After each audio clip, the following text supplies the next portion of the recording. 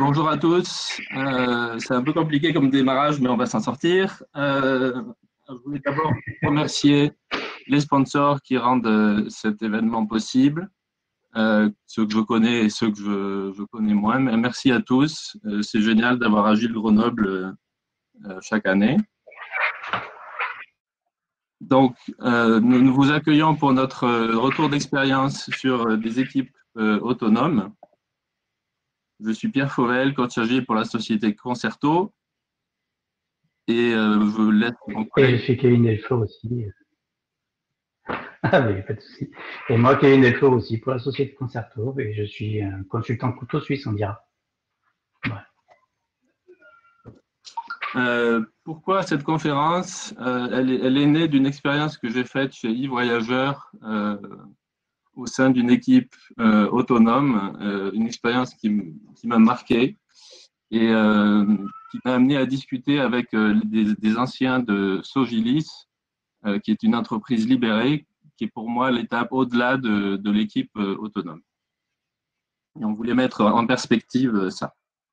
Ce qu'on appelait une équipe autonome chez e-Voyageurs, c'était une start-up au sein de l'entreprise, comme dans le livre de Eric Ries, une petite start-up autonome au sein d'une entreprise qui n'était pas une entreprise libérée. Et je n'ai jamais vu ça poussé au point auquel c'était poussé chez e-Voyageurs. Très rapidement, le contexte, parce que c'est important pour comprendre ce qui s'est passé. Mon équipe réalisait 3 produits. Elle réalisait un data lake, elle réalisait une zone de données gold hébergée dans ce data lake, et elle réalisait une BI qui s'appuyait sur cette zone gold. Donc, on avait 3 produits au sein d'une équipe assez nombreuse. Nous avions une product owner, et je vais rejoindre l'équipe comme Scrum Master en octobre 2019, et je l'ai quitté en avril 2020, suite au confinement. Et côté Zone Gold, les data engineers avaient choisi la technologie HBase en octobre 2019 et Delta Lake en février 2020. Vous verrez l'importance de cette information. Je vais d'abord vous parler du contrat d'équipe autonome. J'ai réussi à mettre la main chez e-Voyageurs sur un exemple de contrat d'équipe autonome. Donc, c'était un document formel qui expliquait quels étaient les droits et les devoirs des équipes et leur autonomie. Sur mon équipe, les personnes sont arrivées et d'autres sont parties, etc. Ce qui fait que cette vision du contrat s'est un peu diluée dans le temps. Et on était sur un contrat tacite d'équipe autonome, mais ce n'était pas complètement clair pour tout le monde. Et je me dis que j'aurais dû réaffirmer ce contrat. Je vais maintenant vous exposer les grandes lignes du contrat. En termes de méthodologie, a priori c'était Scrum, mais les équipes, avec vélocité et engagement de sprint, etc. Mais les équipes pouvaient choisir la meilleure méthode qui les concernait. On verra qu'une partie de l'équipe est allée faire du Kanban. Il y avait quand même une constante qui était la revue, la démo, parce que c'était un moment où les équipes montraient aux autres équipes et aux clients leurs avancements. Et donc, chaque équipe devait avoir une démo, même si elle n'était pas complètement en Scrum. Le product owner était responsable de la roadmap, et ça c'est la théorie, mais là c'était la réalité. La product owner était vraiment responsable de la roadmap et elle décidait ce qu'on implémentait, dans quel ordre on l'implémentait, dans quel ordre ça allait passer en production, etc. J'ai rarement vu une product owner qui avait autant de pouvoir de décision, et c'était d'autant plus frappant qu'elle était prestataire. Un autre élément clé pour le pilotage du projet, c'était les KPI. L'équipe devait exploiter des KPI techniques, comme la durée d'une mise en production ou le nombre de bugs injectés dans une livraison ou des choses comme ça, et des KPI business. Mais ce qui était original, c'est que c'était l'équipe qui fixait les KPI. C'est l'équipe qui déterminait quel KPI était pertinent. Nous avions de la BI donc, et une zone gold, donc il y avait beaucoup de recopies de données. Ben, les KPI que l'équipe a retenus, c'était le nombre de rejets, des écarts entre des indicateurs calculés d'une manière ou d'une autre, etc. Et le fait que ce soit l'équipe qui choisisse ces KPI était quelque chose de très très positif, je trouvais très responsabilisant. Ça faisait que chaque équipe se pilotait suivant des KPI pertinents, plutôt que d'avoir des KPI fourre-tout où plus personne ne voit rien. L'équipe avait le choix de l'architecture. Il y avait une direction technique qui était là pour assister, pour voir la faisabilité, pour aider à organiser des tests sur des plateformes techniques, etc. Mais c'est l'équipe qui choisissait l'architecture. C'est l'équipe qui choisissait les technologies. Ça, c'était assez frappant. C'était extrêmement motivant, mais c'était une grande responsabilité pour l'équipe. De même, c'était l'équipe qui était garante de la qualité de ses développements. Elle définissait son niveau de test automatisé. Elle organisait ses revues de code, etc. C'était l'équipe qui était garante de la qualité de son produit. C'était très motivant, mais c'était aussi une grande responsabilité. On a parlé de l'équipe qui développait, mais l'équipe a mis en place l'intégration continue et le déploiement continu. Une fois en production, tout nouveau sprint part en production. Et c'est l'équipe qui réalise les mises en production, ce qui est très motivant à faire du bon travail et avoir des scripts de mise en production super propres et avoir des outils d'analyse des logs, etc.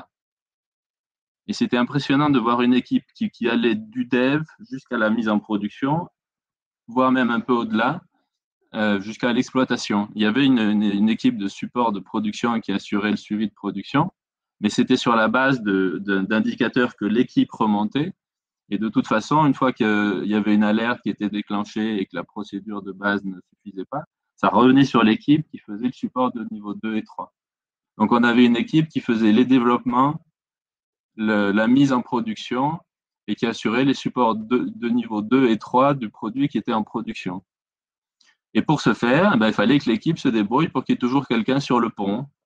Et donc, il fallait que l'équipe gère ses congés de façon à ce qu'il y ait toujours une personne de chaque techno en backup disponible. Mais c'était hyper responsabilisant.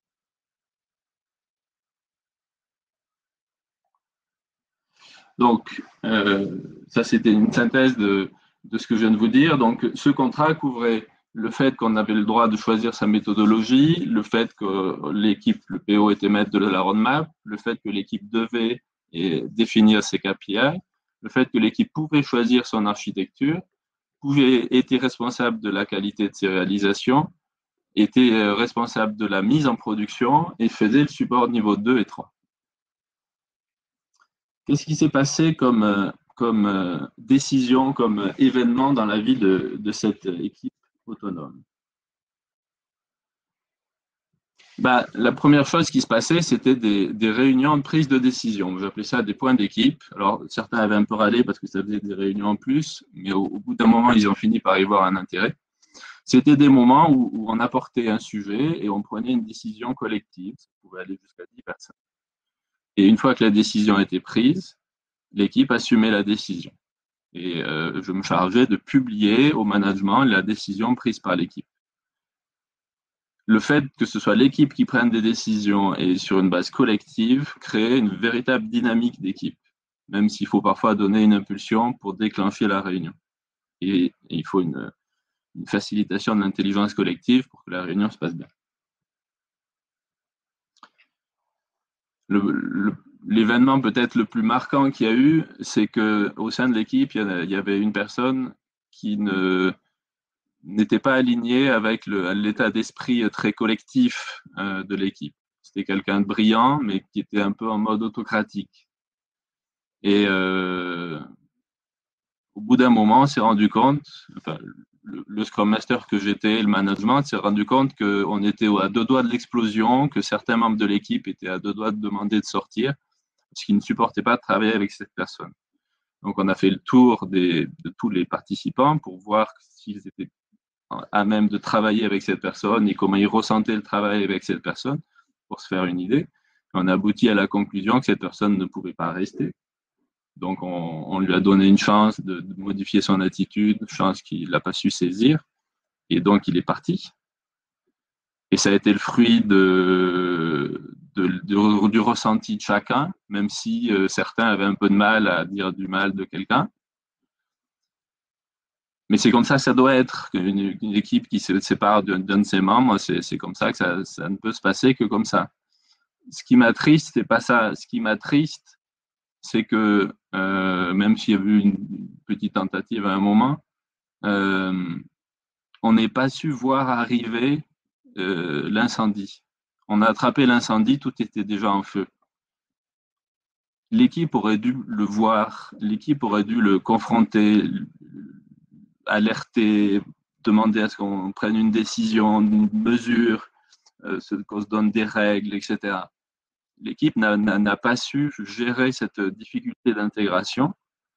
Et moi-même, comme Scrum Master, je n'ai pas su voir à quel point c'était dommageable. Donc, pour moi, c'est un grand gâchis. D'autant qu'une fois qu'il a été parti, on a perdu ses compétences techniques qui étaient indéniables. Autre décision que l'équipe autonome avait, c'était la capacité à recruter. Donc, puisqu'il était parti, il fallait recruter quelqu'un. Une partie de l'équipe visait peut-être un recrutement vers un profil moins senior, peut-être pour éviter les conflits d'ego, etc. Mais est-ce que c'est ce dont on avait besoin? Je ne sais pas. Et l'équipe aussi a eu un peu de mal lors des entretiens à se dire, est-ce qu'il faut afficher une vision optimiste de l'environnement du projet pour donner envie de venir, ou une vision, entre guillemets, réaliste avec leurs doutes et leurs frustrations.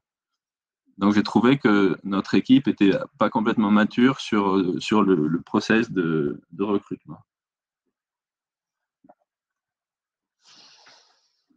Autre phénomène dans l'équipe, donc on avait une équipe qui faisait un data lake, c'était des technologies différentes, c'était un produit différent, c'était des clients différents de ce produit, c'était pas les mêmes clients pour les autres produits de l'équipe que pour ce produit. Donc en fait, on avait artificiellement, pour des raisons budgétaires qui m'échappaient un petit peu, conservé cette équipe avec le reste. Et cette équipe a souhaité se détacher, a souhaité fonctionner en Kanban. Le management était plutôt contre parce qu'il y avait des questions de ligne budgétaire qui les dérangeaient. Et pourtant, c'est bien ce qui a été fait. L'équipe du Data Lake a bien fait une scission et s'est bien séparée. Donc, ça donne une idée de l'autonomie qu'on avait. On a pu prendre une décision alors que le management était plutôt contre. Et c'était une bonne décision. Derrière, l'équipe a bien su accompagner ses clients, mieux su accompagner ses clients et trouver un rythme qui était beaucoup plus satisfaisant.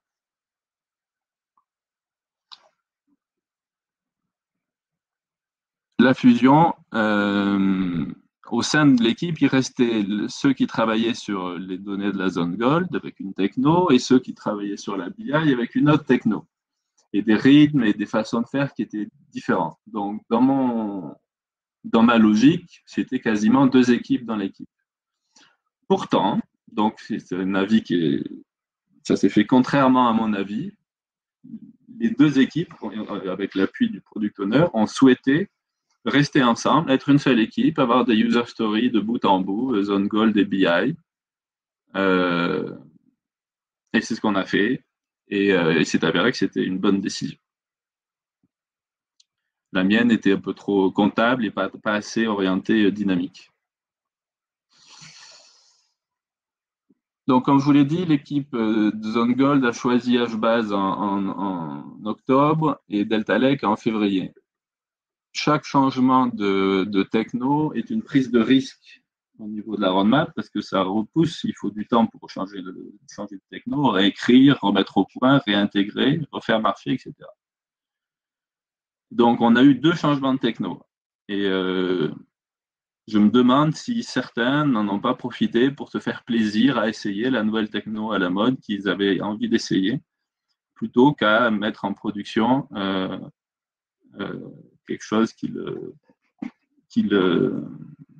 aurait été fonctionnel et qui aurait apporté de la valeur tout de suite. J'ai toujours un doute là-dessus.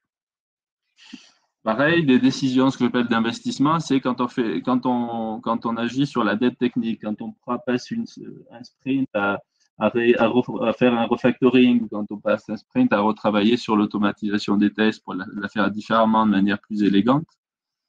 Ça apporte de la valeur, ça réduit la dette technique, donc on fera des économies plus tard, mais ça fait porter un risque sur la roadmap parce que ce sprint passé à faire de la résorption de dette technique, il n'est pas passé à faire de la production. Et pourquoi je vous parle de ce risque sur la roadmap? C'est parce que le projet a eu une fin. Au mois de mai, je pense, 2020, ou avril, le projet a été arrêté. C'était pendant le confinement. Vous imaginez les pertes de SNCF, qui est le client de e-Voyageurs. Donc, ils ont pris le projet où il y avait le plus de prestataires et ils l'ont coupé. Et ils l'ont repris il y a 1 ou 2 mois sur une autre techno avec d'autres personnes, etc. Mais je n'arrive pas à me dire que si on n'avait pas changé 2 fois de techno, si on avait été plus concentré sur la mise en prod rapide, on aurait peut-être été en prod et peut-être qu'on aurait gardé le projet en ligne avec une partie de l'équipe plutôt que de tout arrêter. Donc ça, c'était les décisions, hein, exclusion, recrutement, scission, fusion, décision technique, décision d'investissement et puis ce questionnement sur la fin.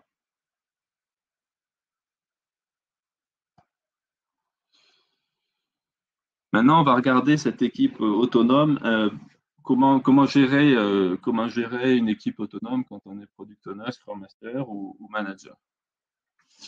Il y avait un phénomène qui était assez dommageable, c'est qu'une partie de l'équipe, malgré sa très grande autonomie, chose que j'avais rarement vue, était méfiante par rapport au management et considérait que le management lui avait forcé la main. Par exemple, on nous a imposé la technologie HBase en octobre.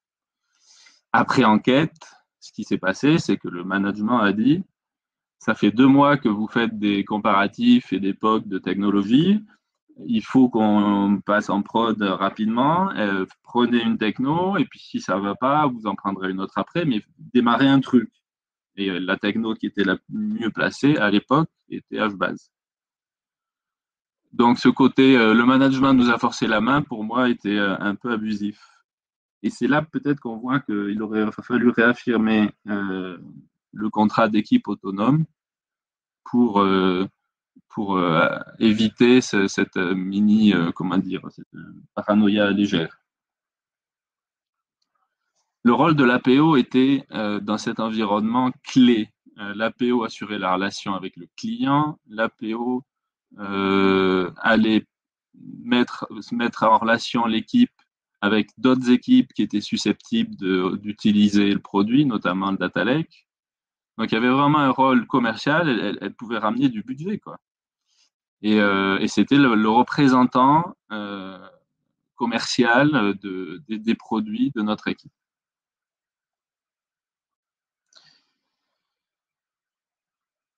Côté Scrum Master, au bout d'un moment, le management m'a rappelé les contraintes. Quand est-ce que vous avez livré? On vous fait confiance, mais vous êtes sûr que ça va parce qu'on trouve que ça avance pas forcément très vite et on aimerait bien avoir une roadmap.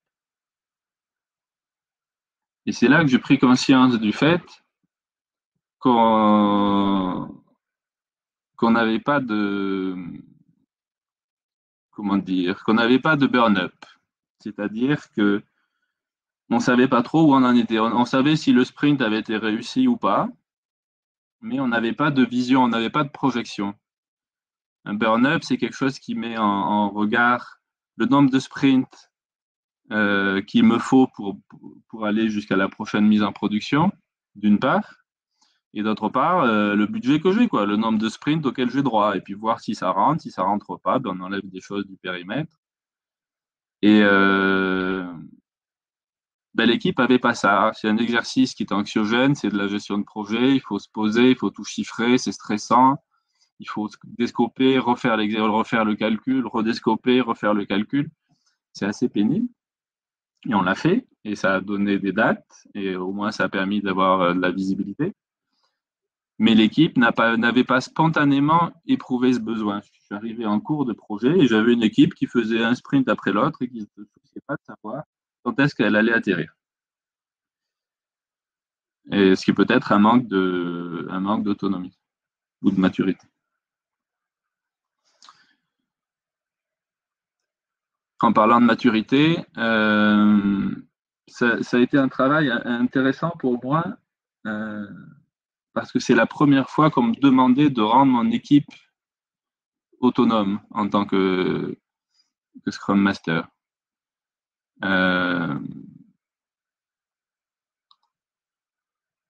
Et amener cette équipe à implémenter ce qui était dans le contrat d'autonomie.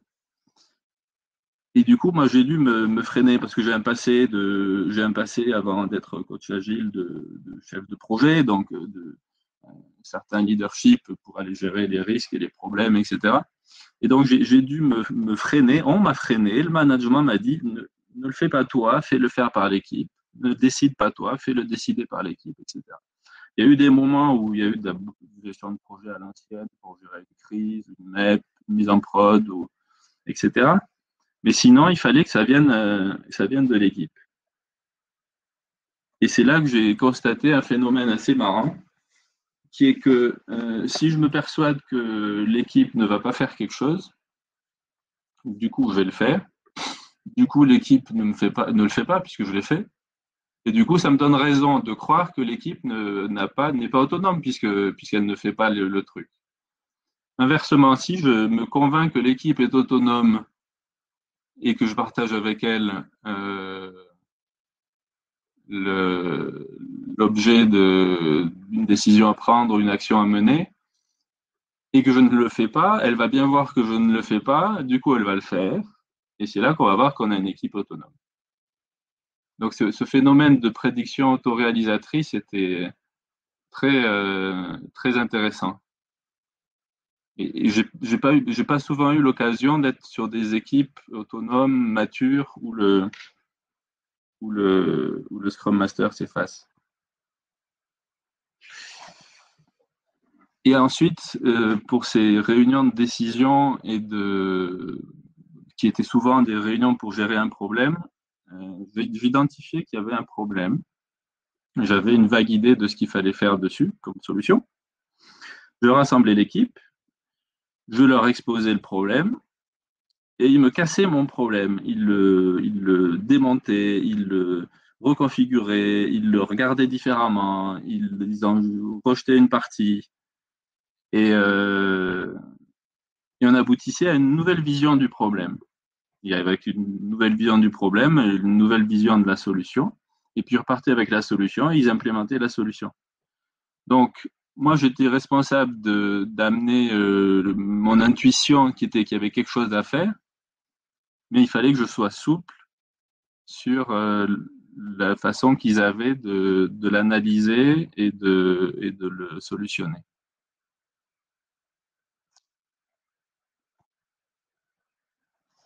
Du coup, une équipe autonome sans Scrum Master et sans Product Owner. Alors, pour le Product Owner, c'est simple. Dans ce contexte, il fallait un Product Owner pour aller faire le représentant de commerce, pour aller parler avec le client, pour aller parler avec les autres équipes, etc. L'équipe n'avait pas du tout la maturité pour faire ça eux-mêmes. Mon équipe avait besoin d'un Scrum Master. Par contre, j'ai pu aider une autre équipe beaucoup plus mature, beaucoup plus avancée, beaucoup plus ancienne, qui avait surtout besoin de facilitation d'intelligence collective et qui sinon arrivait à fonctionner avec des rôles tournants, ce qui m'a épaté parce que j'ai toujours été sceptique par les rôles de Scrum Master tournant, mais là, ça marchait très bien. Donc, une équipe autonome garde le besoin parfois de facilitation. Une équipe autonome très mature.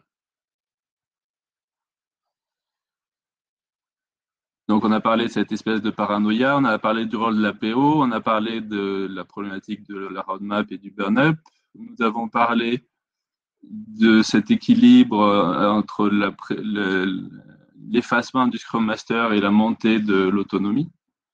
Et nous avons parlé du fait qu'une équipe autonome fonctionne quand même avec un Scrum Master et un Product Owner. En conclusion, pour ma partie, qu'est-ce qui était top?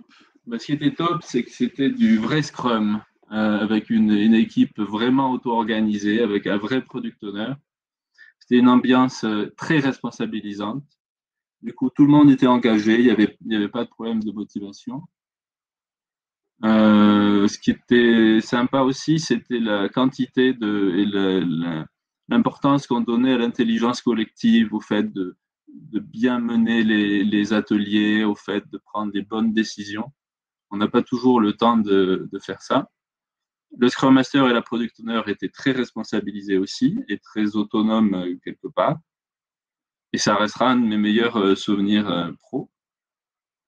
Ce qui aurait pu être mieux, c'est cette histoire de contrat tacite qu'on aurait dû remettre à plat. J'avais envie de le remettre à plat, mais j'étais pris par le temps et je regrette de ne pas l'avoir fait.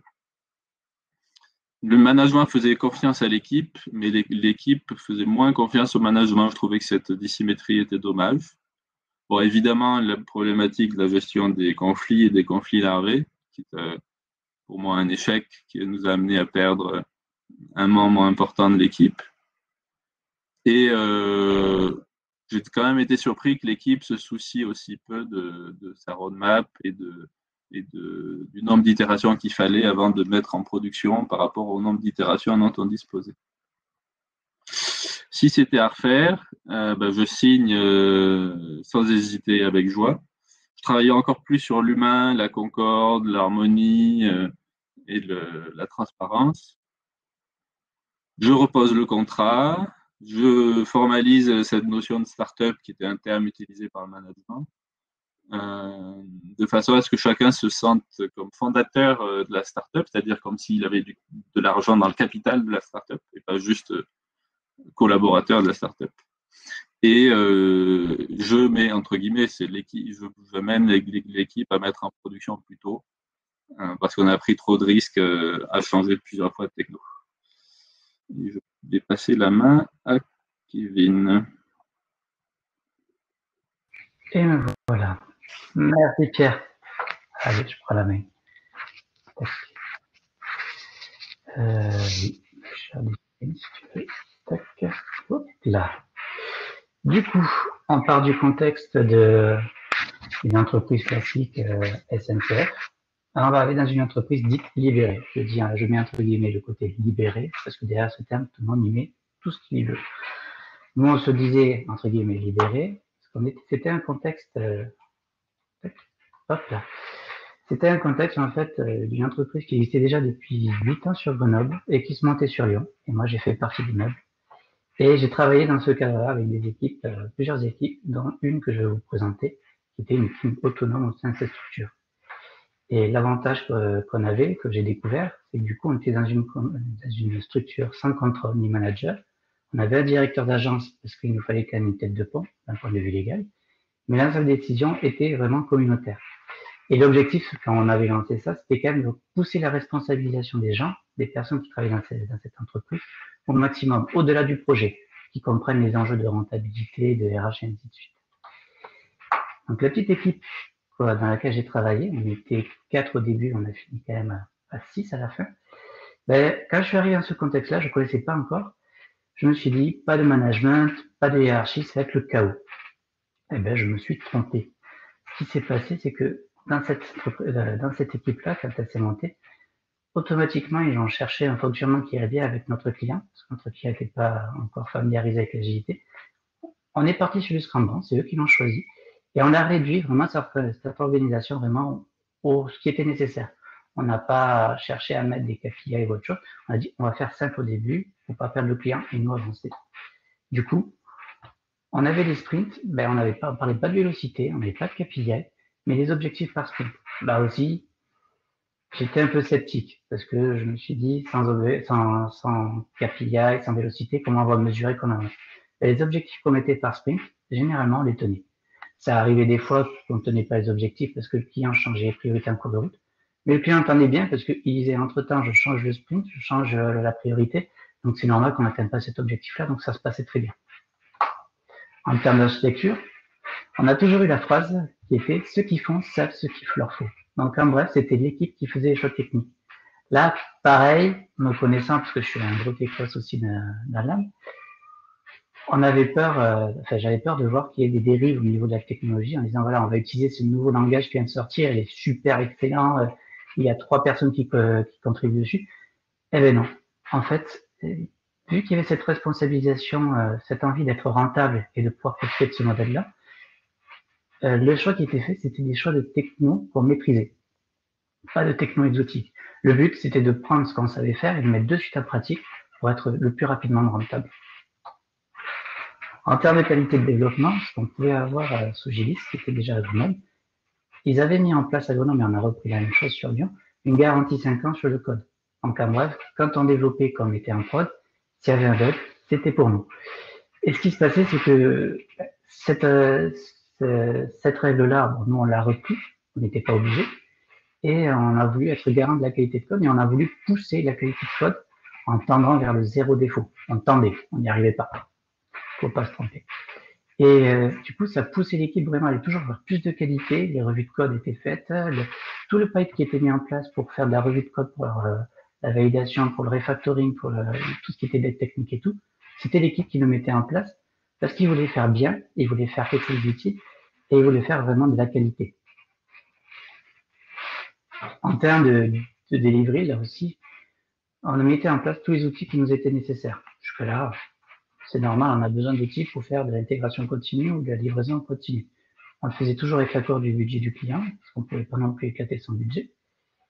Et jamais j'ai vu l'équipe mettre des outils superflus parce qu'il était sympa, parce qu'il avait un super logo. Comme ça, chaque fois, on choisissait les outils pour notre besoin, parce qu'on les maîtrisait, et aussi pour aller assez rapidement dans nos devs et ne pas perdre de temps sur le réglage des petits outils à droite à gauche. Ça aussi, ça m'a surpris, parce qu'on a toujours tendance à dire, ouais, on a un GitLab, il est un peu fatigué. Moi, si j'étais vous, je mettrais un autre truc à côté ou je ferais ma propre siècle. Là, non, on partait sur les outils qu'on connaissait, qu'on maîtrisait. Au sein de l'équipe, vous imaginez bien, on n'avait pas je dirais, de personnes de rôle telles que de manager ou de RH qui pouvaient nous aider pour les prises de décision. Donc, au tout début, ce qu'on avait mis en place en réfléchissant tous ensemble du contexte qu'on voulait, c'était de dire on fait des points entre équipes et on met de la prise d'initiative avec de la sollicitation d'avis. Le principe, c'était que tout le monde pouvait prendre des initiatives, mais à partir du moment où ça impactait quelqu'un, on demandait son avis quand même à la personne avant de prendre la décision. Elle ne pouvait pas avoir de droit de veto, sinon c'était un pouvoir entre guillemets, mais elle pouvait nous donner son avis, on pouvait en prendre en compte ou pas. Et le reste des décisions, s'il y avait besoin, elles pouvaient être collégiales. Et on avait mis, entre guillemets, la petite épitaphe entre nous, où c'était pas d'erreur, mais que de l'apprentissage. On voulait bien appuyer sur le fait que s'il y a des erreurs, ben en fait, on fait qu'apprendre et on pourra faire mieux la prochaine fois. Dans ce cadre-là, là aussi, on aurait pu avoir beaucoup de dérives. Et en fin de compte, non. Il y a beaucoup d'initiatives qui étaient prises en compte, beaucoup d'émotions entre les gens, parce qu'on ne voulait pas forcément gêner l'équipe, on ne voulait pas gêner l'équipe d'à côté, on ne voulait pas gêner notre collègue d'à côté, parce qu'on était en train de prendre l'initiative. Et ça a permis beaucoup d'apprentissage, parce que toutes ces initiatives, qu'il y ait des erreurs ou pas eu d'erreurs, mais chaque fois on le partageait et du coup on a appris énormément dans cette équipe. Et ce cadre complètement déstressant permettait en fait d'avancer encore plus vite sur l'expérimentation. Et ça, c'était vraiment génial. En termes de gestion d'équipe, on avait vécu déjà sur d'autres projets des prises de décision difficiles. Comme je l'avais expliqué auparavant, on n'avait pas de RH. Donc, quand il y a quelqu'un avec qui ça passait pas, on avait soit la solution de faire ce qu'on fait dans les autres boîtes. Je parle du problème en N plus 1 ou N plus 2 et on essaie de voir si ça passe ou on essaie d'en parler directement avec lui, mais c'est pas intuitif au début. Donc nous, on a eu cette décision une fois de sortir une personne de l'entreprise carrément, et c'est nous qui l'avons dit. Et pour pallier à ça, l'équipe a du coup décidé cette fois-ci de faire des feedbacks qu'on appelait immédiats, dans la mesure où il n'y avait pas de ressenti, et des retours à 360, c'est-à-dire qu'on mettait à disposition de l'équipe cet outil qui permettait à chacun de demander à le reste de l'équipe qu'est-ce qui était bien et qu'est-ce qu'il fallait améliorer. C'était à la demande. On n'imposait rien. Si vraiment on avait des conflits, on essayait d'abord de les gérer entre nous. Ça, c'était sympa. Un peu compliqué quand on n'a pas les... Et après, si vraiment ça avançait pas, ben là, on pouvait avoir un médiateur interne à l'équipe qui essaye en gros, d'essayer d'éviter les conflits et de voir si on trouve une solution. Si vraiment ça allait pas, l'équipe se mettait de côté et on prenait la décision. Mais on voulait pas que ces situations se gangrènent et arrivent à la fin et explosent. Ça nous est arrivé une fois et on n'a plus jamais voulu. Et dans cette équipe, du coup, le feedback immédiat marchait bien. En termes de recrutement, pareil, toujours pas de RH chez nous, toujours pas de personnes qui s'occupaient de ça, c'était nous. Du coup, l'équipe choisissait les coéquipiers avec qui ils avaient travaillé, ce qui me semble logique dans une équipe, en fait, on choisit avec qui on veut bosser. Et on avait vécu au début des premiers entretiens, avant ce projet-là, des entretiens avec des personnes où on parlait de l'entreprise libérée, donc vous imaginez, c'était des arcs-en-ciel et des licornes, tout va bien, tout le monde fait ce qu'il a envie, on choisit nos clients, et tout est beau. Mais la réalité, au fur et à mesure qu'on a passé des projets, était tout autre. Il y a des difficultés, il y a des choses, on s'éclatait toujours dans notre contexte, mais l'équipe a décidé d'elle-même, quand on recherchait une personne arabe pour rejoindre l'équipe, d'être complètement transparent. Ça faisait peur, ça marchait pas à tous les coups pour le recrutement, mais les personnes qui nous rejoignaient étaient des personnes qui savaient dans quoi elles mettaient les pieds, il y avait encore plus d'engagement. Et ça, je ne m'attendais pas à ce que dire à une personne que la partie exclure une personne, c'est l'équipe qui le fait, il n'y a personne qui le fera à notre place, ben, ça freine pas tout le monde. En fait, il y a des gens qui étaient prêts à prendre ce genre de risque parce qu'ils voulaient travailler dans un contexte différent. En termes de gestion d'équipe, de base, ça nous était naturel de mettre chaque fois des anciens avec des jeunes pour éviter que les jeunes partent trop avec la fougue et que les anciens s'encroutent un petit peu dans leur façon de faire. Donc ça permettait de tirer un peu les anciens vers les nouvelles choses et les jeunes de les calmer un peu et de donner des bonnes pratiques. Et de base, on disait que tout le monde a son mot à dire, il n'y a pas de personne qui a le lead, qui a la décision finale. Et l'ambiance que ça a mis au sein de cette équipe, ce qui était intéressant, c'est qu'on n'avait pas de langue de bois. On mettait l'effort, on utilisait la communication non violente pour pouvoir discuter entre nous. Mais du coup, tout le monde pouvait apporter sa contribution. S'il y avait quelque chose qui était à faire, une petite contribution pour pouvoir tester que ça marche ou pas, chacun pouvait la faire. Et bien, du coup, ça a amené des choses sur lesquelles on ne serait jamais allé. Et ça a petit à petit apporté du plus au projet, à la prise d'initiative, et ainsi de suite. Cette façon de faire était hyper intéressant. Dans Sogilis, à Lyon, on n'avait pas de PO. Quand je vous en parle, c'était à l'époque où j'y étais, il n'y avait pas de PO. C'est-à-dire, on n'est pas une personne qui était product owner au sein de Sogilis. Donc, soit le client, il avait cette sensibilité, soit il l'avait pas, et auquel cas, c'est l'équipe elle-même, dans ce cas-là, qui a choisi de mettre une personne de l'équipe technique comme un proxy, voir en fait discuter avec le client et nous redescendre le besoin, et aussi pour initier le client sur la façon de formaliser en fait ses besoins. Et ça a amené en fait une sensibilisation au dialogue avec le client, parce que c'était pas un rôle qui était dédié à une personne, proprement dit, mais sur chaque équipe, ça pouvait être n'importe quel développeur prendre cette initiative. Et ça a appris en fait aux développeurs à discuter avec le client au-delà de la technique et à vulgariser. Parce que souvent, quand on discute avec un technique, j'en fais partie, ben, des fois on s'emballe et on parle d'architecture et on parle de techno et le client est perdu. Là, on a appris à discuter avec un client et à sortir le besoin comme on pouvait. Le rôle de Scrum Master, aussi, bon, au début on était une petite équipe, peut-être que ça a aidé, mais on n'avait pas de rôle de Scrum Master. Les personnes qui constituaient l'équipe, en règle générale, elles étaient hyper sensibilisées à l'agilité. C'est quelque chose auquel elles tenaient. Du coup, c'était l'équipe elle-même qui était garante des cérémonies, de tout ce qui se passait dans la vie d'un sprint. Et à aucun moment, il y a une personne qui est sortie du lot en disant « je suis Scrum Master, c'est moi qui m'en occupe ». Non. C'était un rôle qui était pris un peu à partie par tout le monde. Et dans notre cas, c'était vraiment un peu tout le monde qui prenait le rôle. Dans d'autres équipes, c'était un rôle tournant. Et du coup, ça a amené même à amener l'organisation de notre entreprise qui fait vraiment pas de agile. L'entreprise avait carrément cet ADN. En termes de roadmap, on aurait pu dire oui, bon, on fait un contrat, on avait le besoin que le client ait avec son MVP, puis on le revoit pas. Et en fait, on revoyait régulièrement cette roadmap avec le client, uniquement, c'était l'équipe et le client qui le voyaient. Le but, c'était de rassurer le client sur son budget. Après tout, il a commandé un MVP et tout ce qui était mis en production et tout, c'est ce qu'il attendait au final. Mais ça nous permettait à nous, en fait, de nous rassurer, parce que du coup, on savait qu'on avait encore du pipe de dev à produire. Donc, de la facturation, donc de la rentabilité, donc on pouvait continuer à vivre de notre modèle. Donc, cette roadmap-là, elle était demandée aussi pour que l'équipe puisse se rassurer.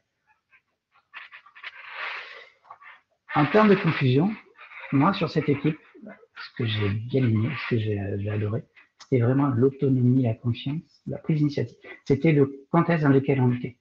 Il n'y avait pas une personne qui prenait le lead, c'était toute l'équipe qui portait le besoin, toute l'équipe qui portait le produit et qui le prenait vraiment à pleine main.